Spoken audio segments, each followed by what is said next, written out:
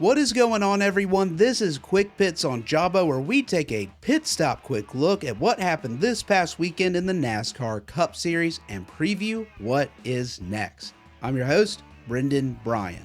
This past weekend, the NASCAR Cup Series raced at the Charlotte ROVAL, the cutoff race for the round of 12. Non-playoff driver SVG was obviously the odds-on favorite heading into this race, for good reason, and he did not disappoint. But it was not the cakewalk we had come accustomed to over the season.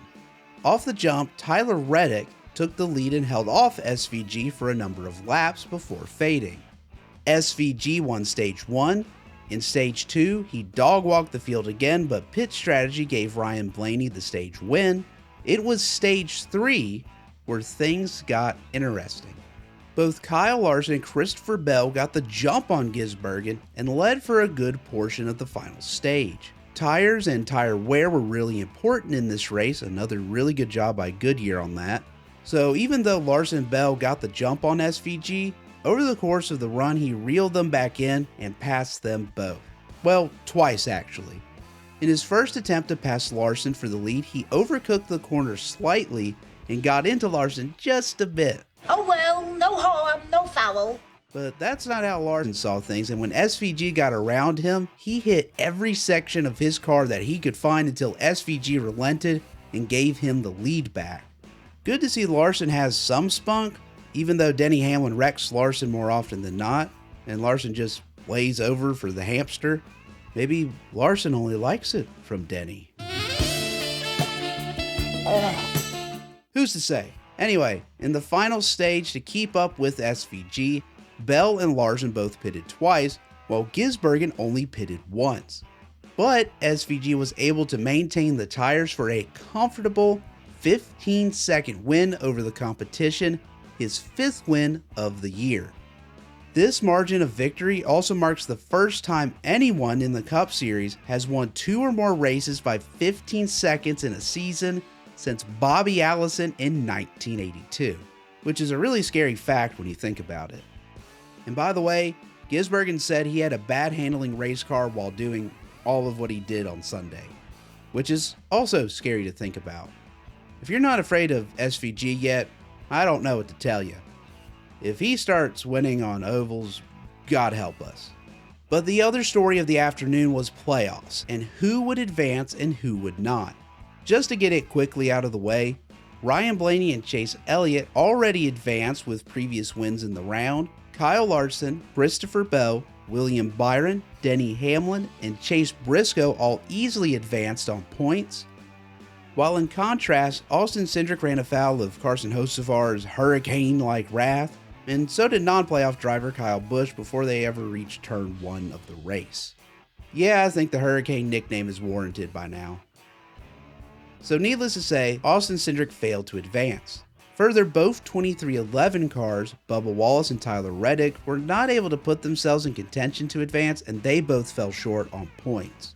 That meant the final spot would come down to a points battle between Joey Logano and Ross Chastain. In general, Chastain had a better car on pace compared to Logano. He cut his 13-point deficit to 7 after Stage 1 and to 3 points after Stage 2.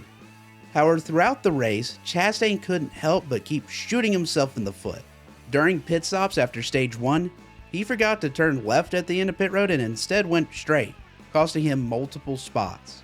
Then during the final stage, he sped on pit road, forcing him to do a drive-through penalty, costing him even more spots. But even after all of this, Chastain still held a slim points advantage over Logano, as the 22 team ran poorly throughout the whole race. That's when Paul Wolfe, the crew chief of Joey Logano, made the call of the playoffs. So far, he pitted Logano late in the race and put him on offense. But maybe even more importantly, other cars behind Chastain did the same thing. With tires mattering so much in this race, Chastain began to lose positions. But it still looked as if he would advance on points. All he had to do on the final lap was hold off his old friend Denny Hamlin. This isn't going to end well, is it?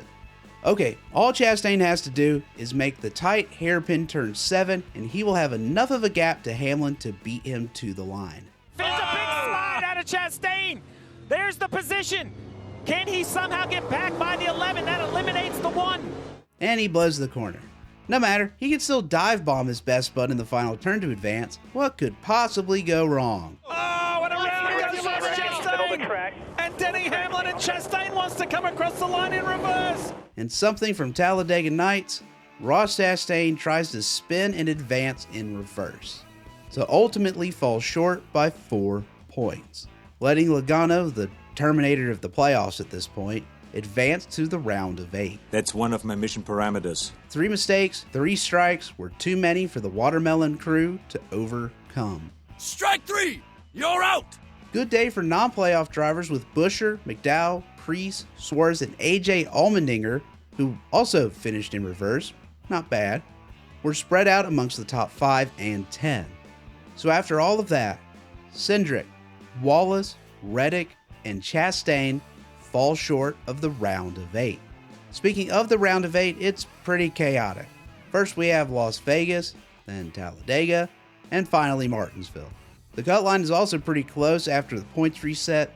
Hamlin is only 8 points above, Blaney is 6, Byron and Larson are 4, Bell is 4 below, Elliott and Briscoe are 14 below, and Mr. Inevitable, Joseph Logano, is 24 points below.